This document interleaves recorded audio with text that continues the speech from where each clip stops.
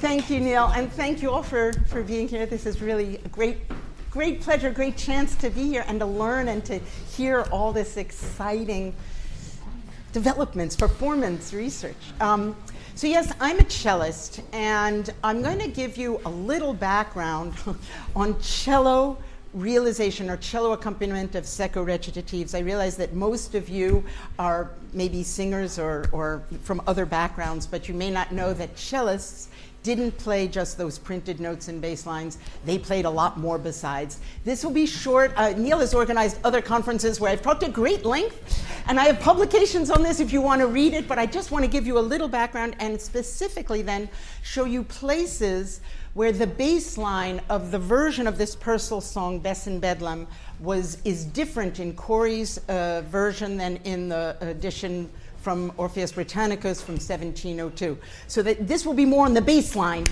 discussion. And then with both Mary and with Anna, who I just met here for the first time. We have never actually played together, but they had the generosity to send me recordings of Bess in Bedlam, both of them based on Corey's annotation, both of them quite different. So I have prepared very different accompaniments to accompany both of them in this way, and I hope that will open dialogue and discussion. My contention is that not only should I primarily be reacting to their interpretations and saying, okay, well, I'll do this or I'll do that, but perhaps the fact that it's a cello, which is not usual, and I'm doing new things and proposing new things, will say, oh, well, maybe I would do it differently then, or maybe that would change. And I love this idea of an interactive dynamic. So let me first give you a little background on why I'm wiggling around so much. Okay, so first of all, we have a lot of anecdotal description that violinists, I'll start with violinists, went on tour just with cellists. There's a very important work by David Watkin on Corelli sonatas and on how that could be accompanied with just a cello. We don't have recordings, obviously. We don't know what they played back then, but they were certainly playing concerts with their violinists of sonata repertoire with no keyboard, no theorbo, no harp, nothing else, just them. That's what we know. And then in terms of vocal accompaniment, often the cellist is being singled out as being particularly active down there. So Peroni says that the motets were accompanied ingeniously with the lively fire of the cello, handled with marvelous tricks. Gaillard talks about Bononcini, those fine inventions in his basses. Bononcini is a cellist, to which he was led by an instrument upon which he excels. And when Farinelli plays in Madrid, he said that Poretti was playing so many notes, you didn't even need the orchestra there. That was good enough for him just to have a cellist accompanying. So you see that you have, I don't know what they did, but they probably weren't just playing the note that they saw on the page. Now, in terms of what Corey knew, and London at that moment, we happen to have one of the most famous duos, shall we say, continuo duos, and that is Robert Lindley and Domenico Dragonetti. Dragonetti, famous double bass player. The two of them would rent themselves out as kind of a continuo team. You know, you're in town, the diva, here, we can accompany you. What I think is remarkable is that when Lindley dies, his obituary singles him out for his recitative accompaniment. How many cellists would be known during their lifetime, virtuoso cellists, for their recitative accompaniment? That's kind of rare. By the way, just another thing, so they played together for 50 years. And they were known all over Europe for recitative accompaniment. What I find so touching is that, so recitative is sung speech or spoken song or something like that. Dragonetti could understand and speak in 4 languages, but he mixed them all the time. The grammar, the vocabulary, no one could understand him when he spoke. And Lindley was a stutterer. And the two of them together accompanied the speech of others better than anyone else. There's something beautiful in that story. Okay. So now what I'm going to do is take specific examples from Bess in Bedlam, show you what Corey has written and what was in the Orpheus Britannicus first edition, and show you how this is also seconded or dealt with in my cello sources about accompaniment. So the first thing you see is that Corey writes out a lot of arpeggiated chords, right? I mean, he's not just saying play a C major chord. He's telling, let's assume, a keyboard player to play that. if you can turn the next. This idea of arpeggiation is particularly strong in England at this time. So this is, granted, 30 years after his death, but Rockstro attended Lindley's performances in London, and he's giving us an example of how Lindley might have accompanied the recitative in Don Giovanni. Notice the heavy arpeggiation, and if you're a cellist, you will see it is on one string. If I'm playing across strings, I have only 4 strings, I have only 4 possible notes I can play. But when I can play notes on the same string, I can really go to town. Notice also at the end, he's adding the 9th, which we do hear in the vocal part. I mean, this is a lot of notes here, right? This is not just playing one chord. And actually, this idea of arpeggiation is present in other sources. Shetke, when he tells us how to play the notes, notice he is separating all 4 or all 3 notes. Okay, this is also about the same time as Corey. I'm trying to find sources. The written sources come after the anecdotal ones I cited earlier. Again, more arpeggiated, this idea that in England we're really going to town. And Holmes contrasts the way Lindley accompanies the recitative with the way they do it in Vienna. In both cases, you have a cellist playing the harmonies, but Lindley is arpeggiating and doing it brilliantly and excellently. In France, on the other hand, it was kind of a mixed bag. They seemed to encourage separating the bass notes, but playing the top 2 notes together. I should say, not everyone in France does this. This is particularly important to Charles Baudiot, who is one of the authors of the Conservatoire methods. Sorry, I didn't cite the 4 authors. You probably know about these methods. They're done by committee, late 18th, early 19th century. They have tremendous influence throughout Europe. They are translated. This particular excerpt, you're going to see it in Italian, in German, in Russian even. I mean, it's everywhere. So it's an important source to deal with. Baudiot writes his own method for cello playing, and he talks about how important it is that the high 2 notes sound simultaneously while the other 2 are broken. And then in Italy, what they're really into is trying to play as simultaneously as possible in their recitative accompaniment. So this is Rachele. The arpeggio is none other than a succession of chords which occur one after the other, which are performed either with only brilliantly struck bow strokes or with alternating different bow strokes. The first ones will be played by making the lower note sound and passing in the same bow from one to each subsequently higher string in order to play the whole chord, that is, this is important, in one single vibrant blow. And those chords mostly serve in recitatives. It appears that the Italian approach was much more simultaneously and abrupt, certainly than what was going on in England and probably more than in France. And I have a recording, we have one recording, old recording of a cellist accompanying recitatives. I haven't found, Kai, maybe you know of another one. If so, I'd love to. This is the only one I know of. You will hear how he's playing full chords. They tend to be 3 or 4 note chords, more or less simultaneously. The other thing I want you to listen to, I'll talk about in 2 seconds, is the placement of the chords always come after the end of the text.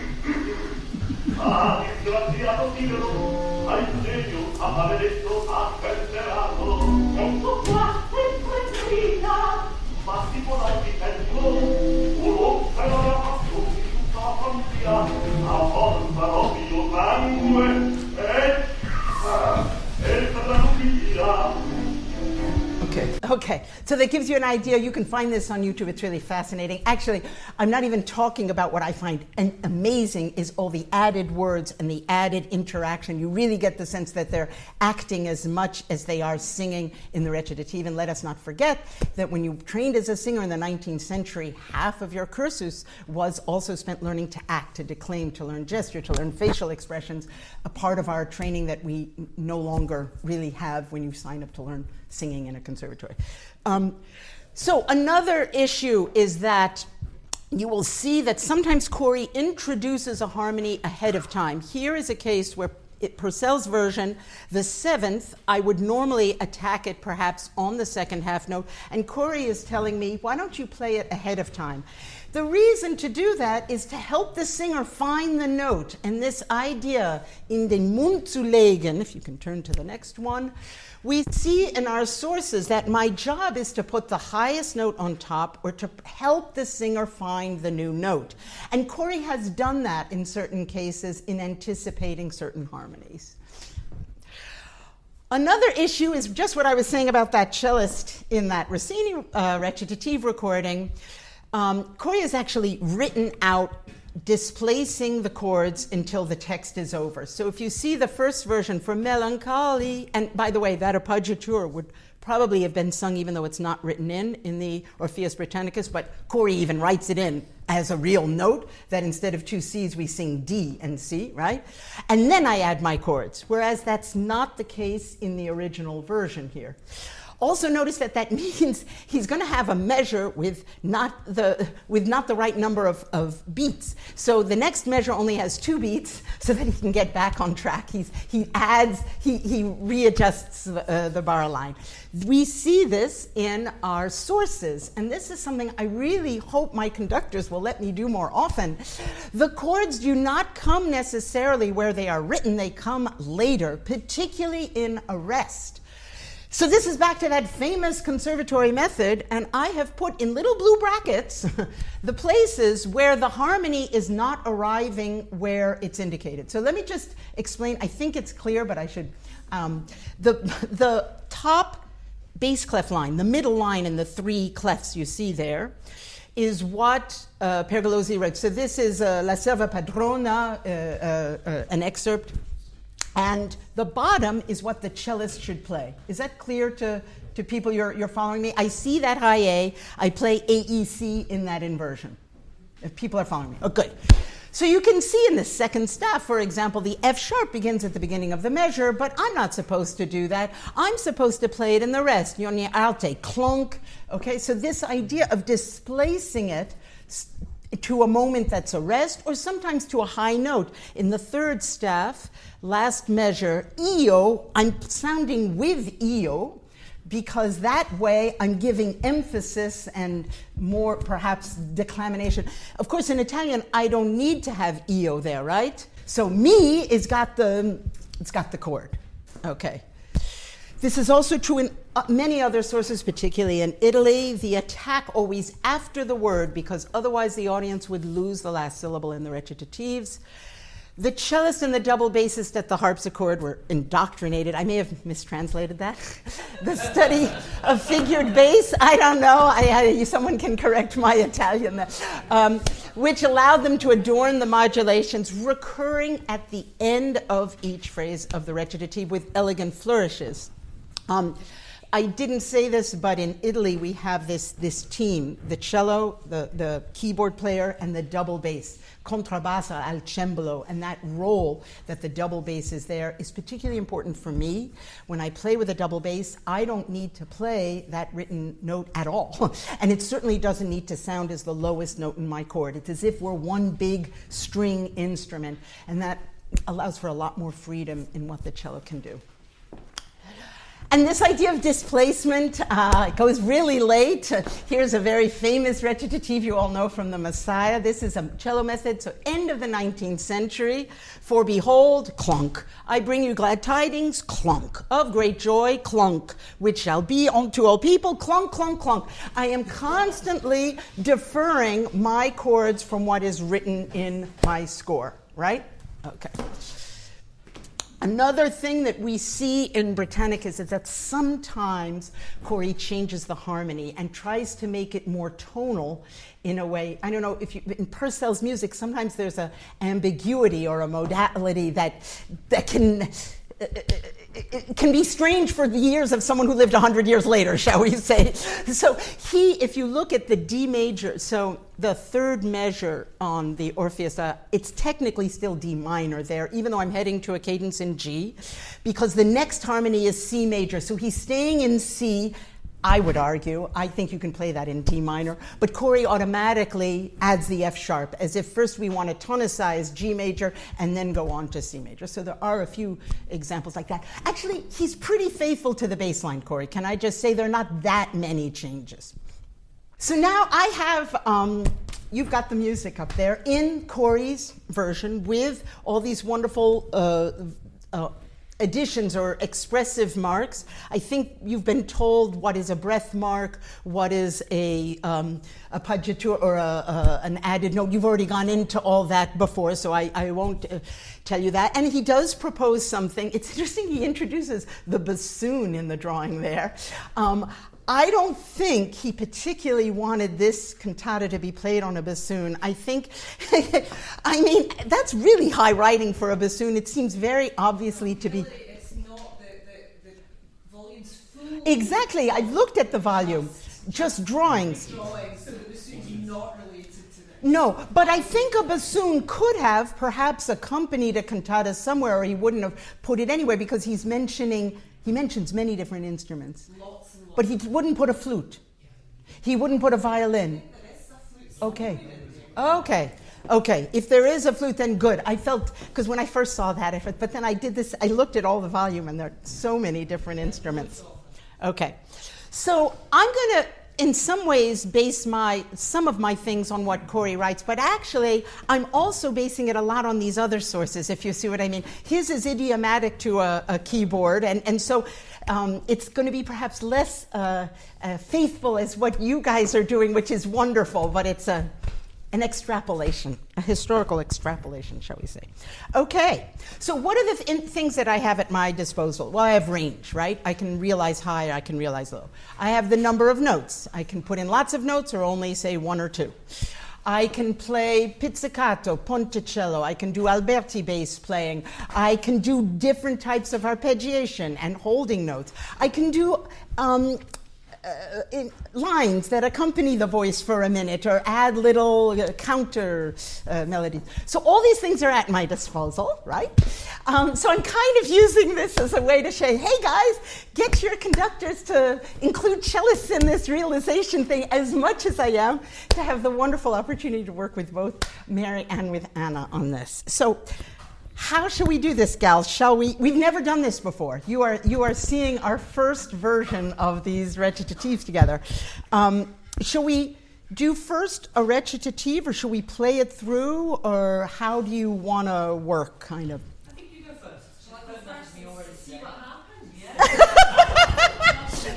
They've been so wonderful and generous by email and everything, but this is honestly the first time we've been together.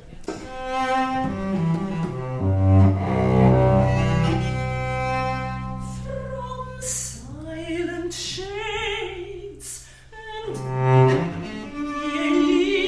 Elysian groves, where sad departed spirits mourn their loves, from crystal streams and from that country where Jove crowns the fields with flowers all the year.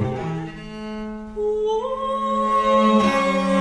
senseless base, clothed in her rags and folly, is come to cure love-sick melancholy.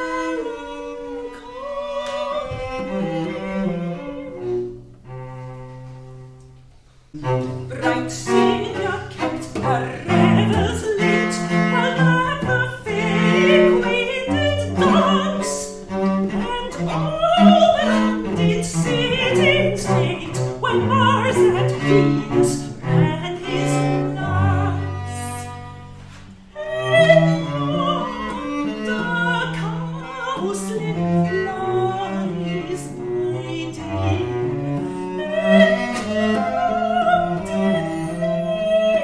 and gems of dew. Each day I'll water it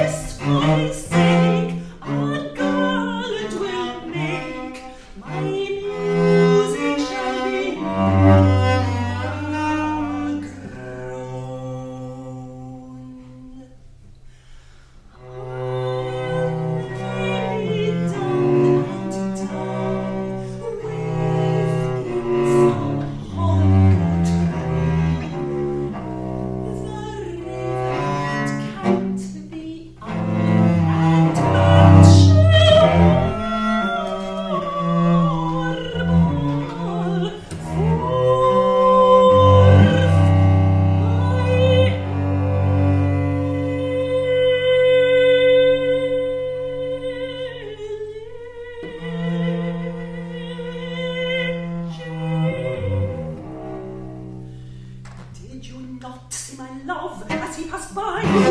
His two flaming eyes, if they come nigh you, they will scorch up your hearts. Ladies, beware ye, lest he should dart a glance that way and stay. Hark, hark, I hear old Chiron bow. His boat he will no longer stay. The Furies lash their lips and call, come away, come away. Poor Bess will return to the place whence she came. Since the world is so mad, she can hope for no cure. For love's from above, a shadow, a name, which fools do admire, and wise men endure.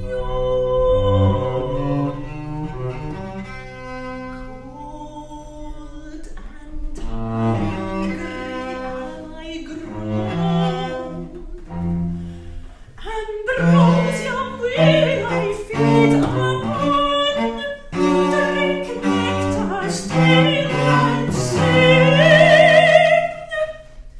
Who is content does all sorrow prevent, and blessed her strong, rest free from the law. In her heart is as great as a king.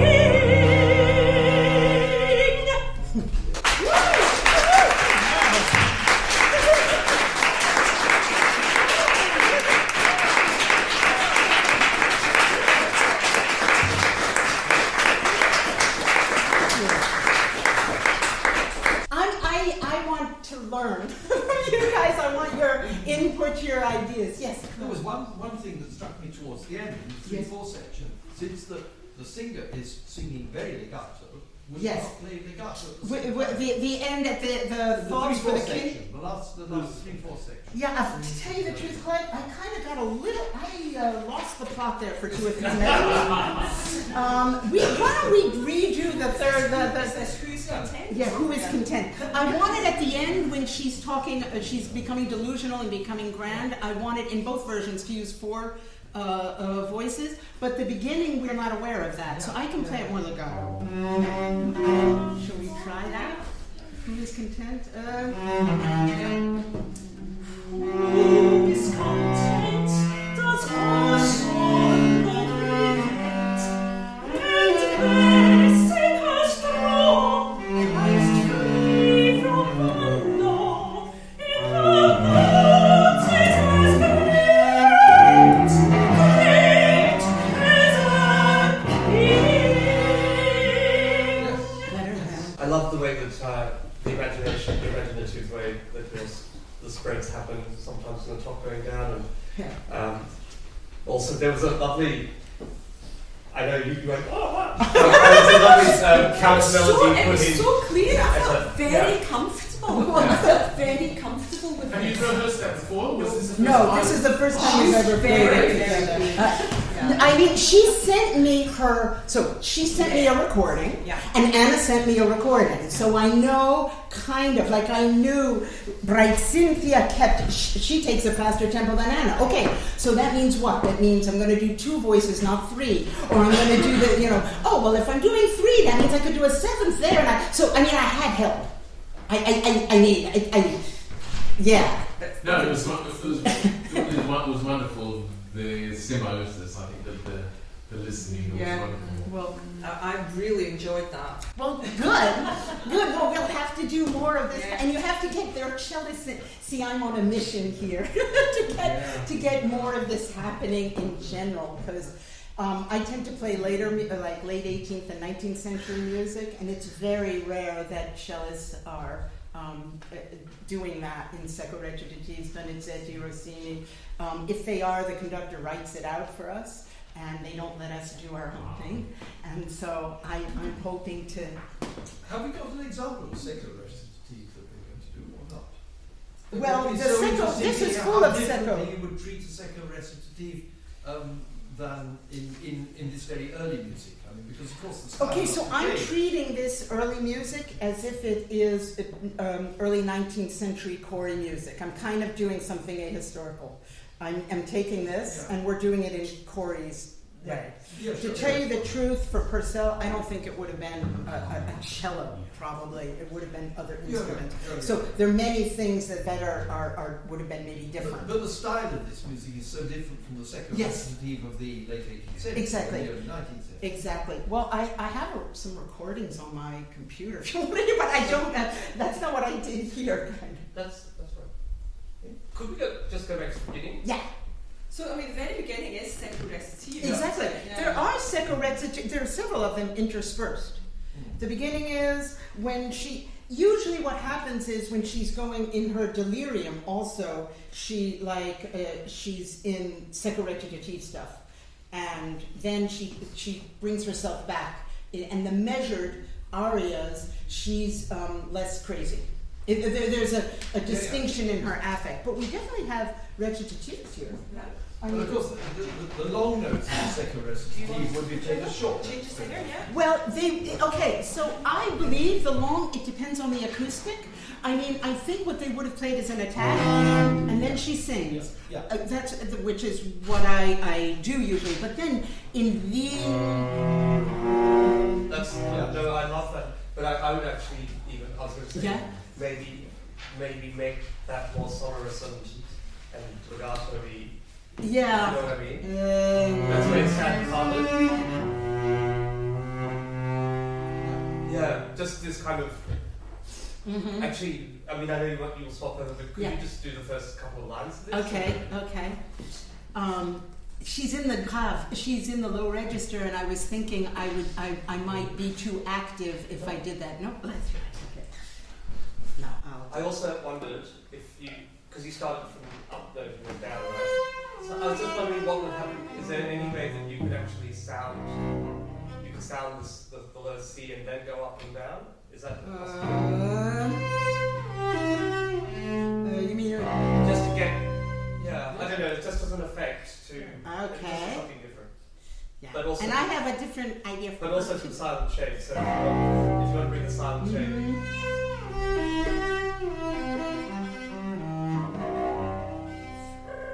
Silent shades and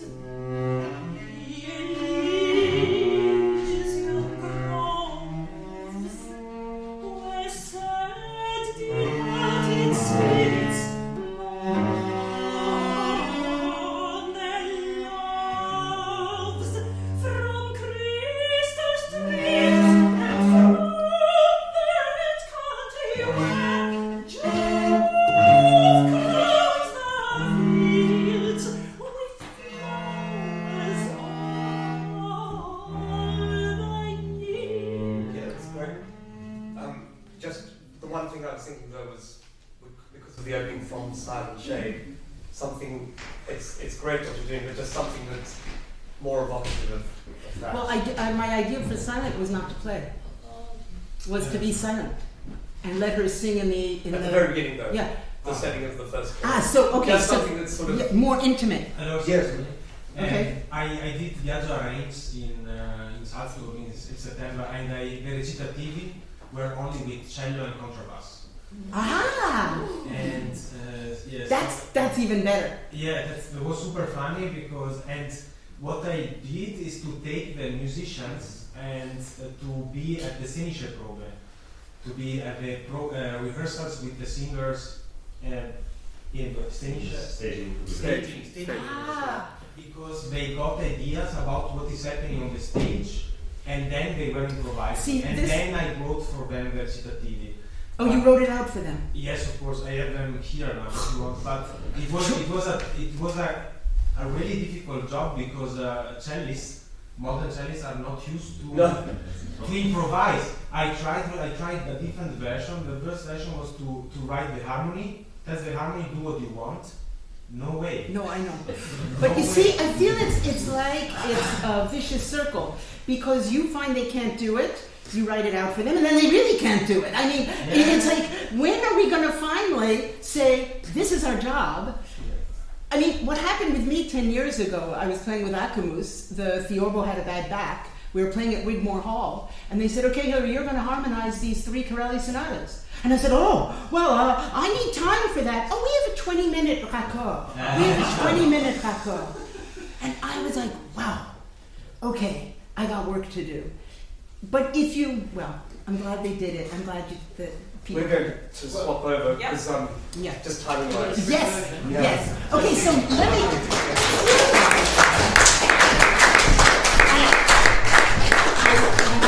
Other ideas here? While we're doing it, just to add to what we were saying there, thanks to Alex, I know that Dupont wrote out the chords for King Friedrich Wilhelm II when he had to accompany recitatives. Really? Oh, I didn't know that. That's Friedrich wonderful. Wilhelm II had the same problem as your modern cello. Wow, that's great. Okay, so Anna, I have a somewhat different version. Actually, the recitative isn't... But we'll play it all through? Shall we do that? Yeah. If you do play the B Yes. flat, you do it a little bit more subtly because it sounds as if the singer needs the help. What, the spirit, you The mean? B grows, anticipating. Oh, yes. So, Shorter, I think. So, Okay. It doesn't sound like the singer needs the help. I got More it. subtle. I got it. Okay. Yeah. So, Can I ask a question Yeah. of you, though? I mean, in Corey's chords there, yeah. and I know this from also organ accompaniment, and often in recitatives, the organist is told to play the note of the singer to guide them, right? Right, So right. he's guiding, but you Yeah, don't That's want- what I it's was... obvious. but you That's don't want- what I said. Now it's making the singer look bad. Okay, I didn't mean to do that. I certainly did not mean to. Well, I don't need to. I could just... No, please do. It's Yeah. Yes, right. Okay. Okay. So,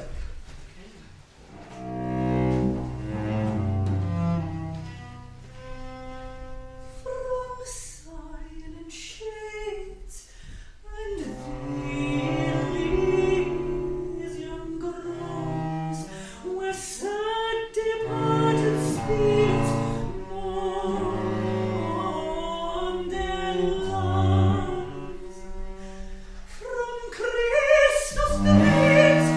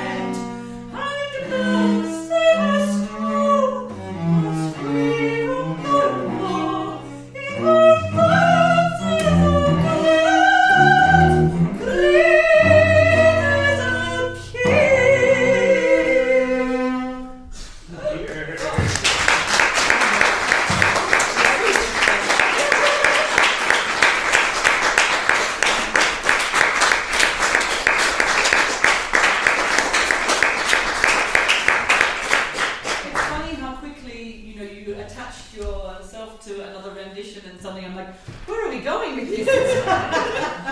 So my question is, if I do slides in portamento in my accompaniment, do you find that inappropriate? That she's doing, okay, I did more with her, I don't know if I did more in that version. How does the pizzicato work? Love it. That worked? Okay. Where did you do the Well, I decided on one. I don't know. A part of this was kind of, I did it at Was it Poor the Best Just for for His the Sake. Poor Best for His Oh, sake. That will. And then also, Ponticello. I felt when she goes, come away, come. No historical source I've ever read would tell me to do that. Fine. Okay. I'd love feedback, yes. I have a sensation that sometimes the harmony that is written by Corny, are for the cello are coming too early. For example, in the last page. Yes, let's do this. Can you? Can you please go to the last page? Yeah. I wouldn't play the C small in the third I bar. know, but he did it. Okay, so I didn't do it for what I did for Mary. For me, Is I just did the C and then I had No, I wouldn't play at all the harmony before she sang because I think the word cold changed everything. You know, that's when I played this piece with the Purcell Vision. I've never introduced the E flat early. I never have done it. But because Corey did, and because my goal is to go in Corey's direction with Corey's ornament, I decided how can I make it convincing. So with her, I came from the 7th, right? I did and with Mary, I did it ambiguously, just C. But it's tour, no? I can finish major and then add it after. I would maybe to be would end up with unisono. Yeah, Maybe Tosca. unisono and then maybe the more third.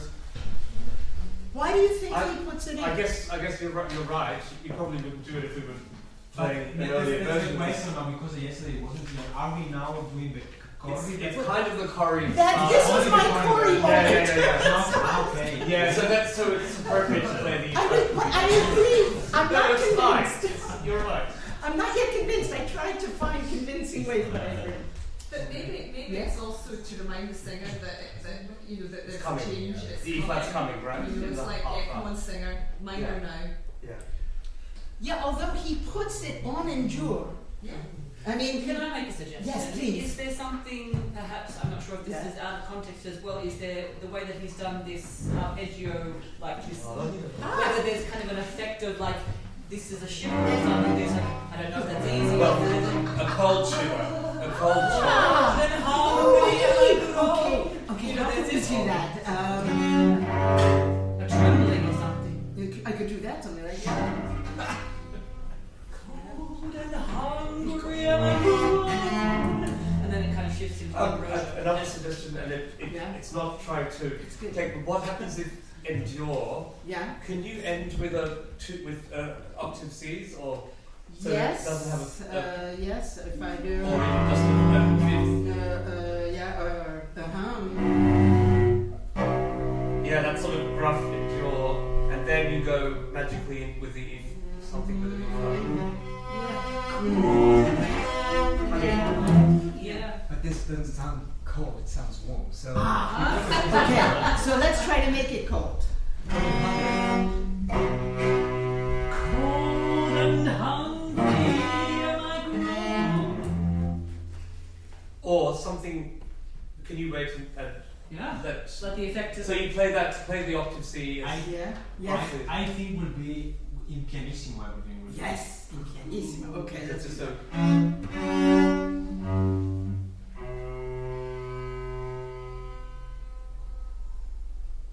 Was that the chord? Cold. Hungry am I grown, and brood away I feel above. Can I ask one more thing? Just because trying to follow Corey, I know that he wrote this to give Right. and maybe a sense of what to do. But if you ended with that apoplectic C, but then on cold, do some very cold arpeggio with the C. That's with the very C minor. personal, the Just shivering with the yes. teeth. With Anna, don't let us sing the cold on our own. Why don't you, Can you sing with your voice? why don't you end with the open Octave? and What then is hungry? do some Hungry. Yeah. Sorry. Minor. I F is minor. thought angry. Yes. Then cold shit. Then And then, Yes, but and do it cold and shivering. Cold. And hungry. this is not cold and shivering? It's a bit No, It's too active. Oh, you mean tremolo? No, that's good. Can you slow it down to less active leadership? No, that's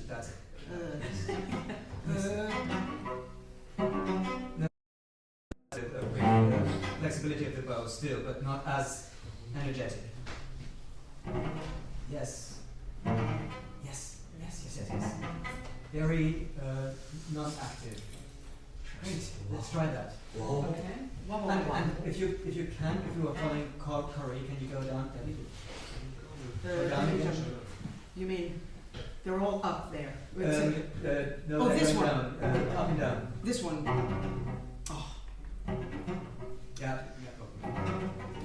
I don't know if they would have done a sort of Undoubtedly, bow thing like that. undoubtedly I think that's very using cool. I don't know. But I think Yes, they would. What if They they would would. just... In the theatre, everything that serves the purpose Yes. would be done. That's what I'm... that's what I...